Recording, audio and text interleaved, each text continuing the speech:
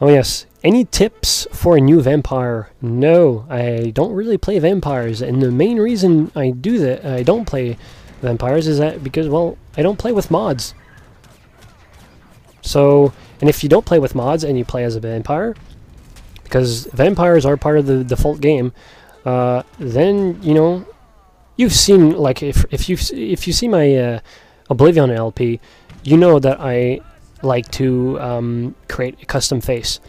And the thing with the vampire face is that it reverts you to the default generic Breton or Imperial face, and it's just, you know, if you spend like an hour creating a face, then it's a big thing. So if I get affected by the curse or the disease, I go to a church ASAP, and even if I have like a bounty, I'll do everything in my power to get that thing off. A spell or potion, whatever it takes to get the disease off. So no, I don't play as a vampire, so I guess to stay out of the sun would be and drink lots of blood. You know, keep yourself healthy. I guess that would be my few tips. But I'm nowhere near capable of answering that question.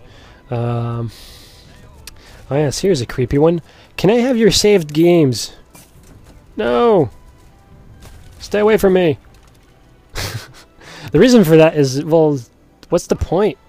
Like, I don't get it. No! Moving on. Would you continue your Oblivion Let's Play after you've done with Morrowind? I don't see why not.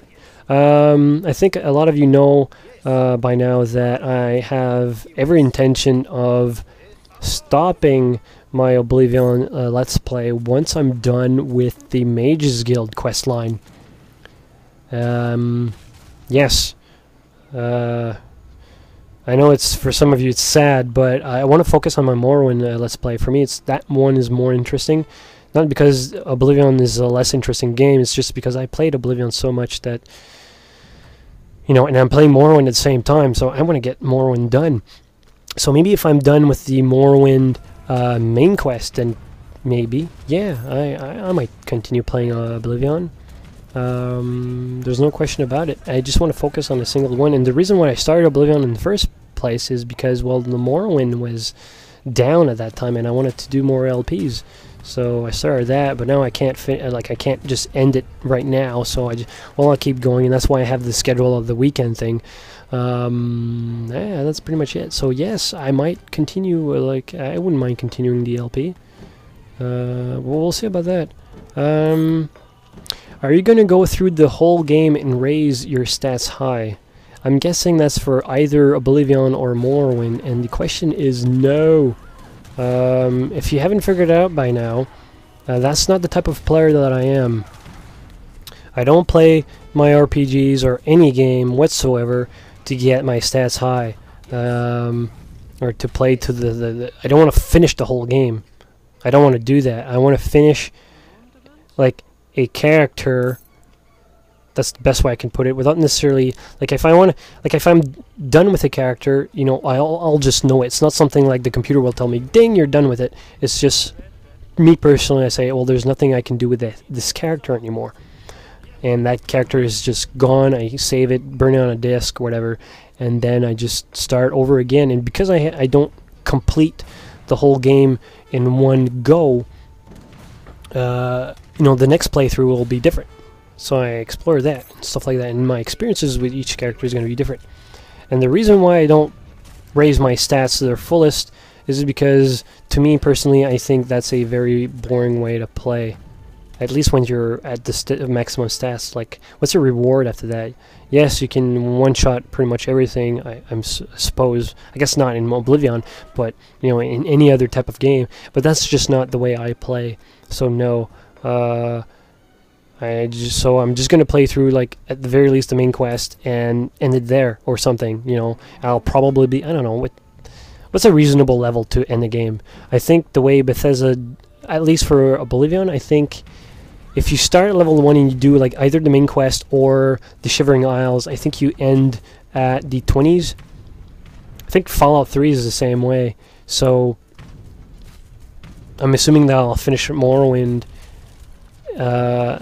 similar, like, I don't know, Morrowind, as much as you guys, so you guys are probably better to answer that, but I don't intend to do that. In any case, could you tell me what your video settings are set when you play Oblivion? Default? No, actually, I play with most of the graphics option on. The trick is that I play with a smaller resolution. Actually, I play with the exact resolution needed to upload on YouTube. So that's why the quality is crisp, is because YouTube needs a specific resolution. I think it's it's 1280 by 720 for YouTube, and that's how I play on Oblivion. Textures on high, trees I think it's half, actors I think it's maxed. Items is default. Object, I think it's default. It could be a little bit like the double the distance. Grass is like a quarter, like I said earlier. Draw distance to the max, like, you know, for trees, buildings, and stuff like that. Water, all the reflections are on, and I tweaked the .ini file for the settings, and you can get more reflection settings in the ini file where you can have, excuse me, wow, reflections for trees and buildings and stuff like that. Even your own character can be reflected on the water, and why they don't have that in game for like a check mark or something, I don't know, but I guess it's for the Xbox thing, but who, you know, I don't really care. I have that on. What else? Light attenuation is on. That's another thing you have to edit the .ini file to do that. Just type search light attenuation and bring that 0 to a 1. And what that does is if you bring a torch next to grass when it's nighttime, the torch will light the grass instead of, like, if you play with the default setting, the torch will the light on the torch will cast on the ground, but not on the grass. So the grass will be extremely dark, and the ground will be a bright light. So if you bring the light attenuation on, then it's under grass. You'll see it. You bring that to 1, and it'll do that. And I think that's all the settings.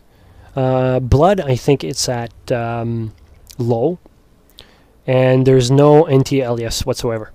I think it's because of the HDR, but I never play with anti-alias. I think it's not worth it for me.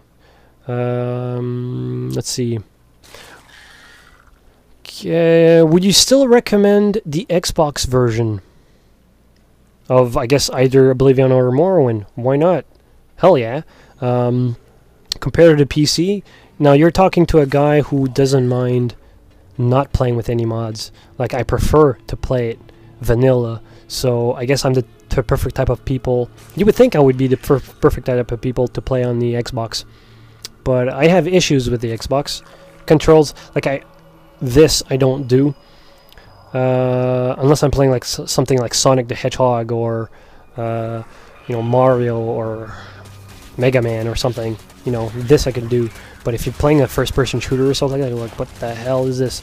But I was like, if you have an Xbox and you don't have like a very performing computer, play Oblivion, like play Morrowind.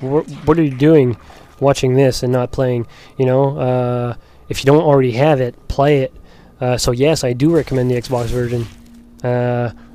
Like you can see, well, your opinion might differ, but I believe that even the vanilla versions of either game are fantastic. Of course, a lot of people say, oh, well, you know, you can't play Oblivion without it being modded or whatever. I'm playing it. I don't mind it.